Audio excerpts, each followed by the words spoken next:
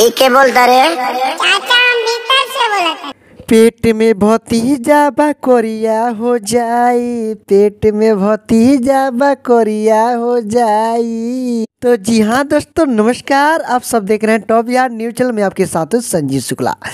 दोस्तों एक बार फिर से ट्रेंडिंग स्टार, आप सभी के चहेते स्टार खेसारी लाल यादव जी और साथ में महेश आचार्य जी ने एक बहुत ही ज़बरदस्त और बवाल रील्स बनाया है, जैसे कि आप लोग देख सकते हैं।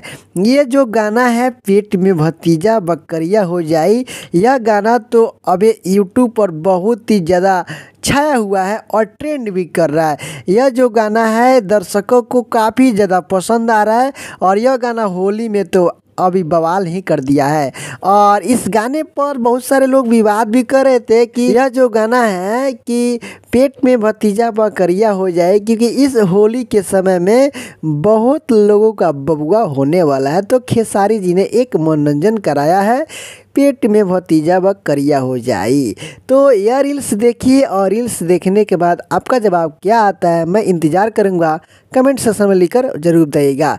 चलिए फिर से मिलते हैं एक नए खबरों के साथ, तब तक के लिए टेक केयर, बाय बाय।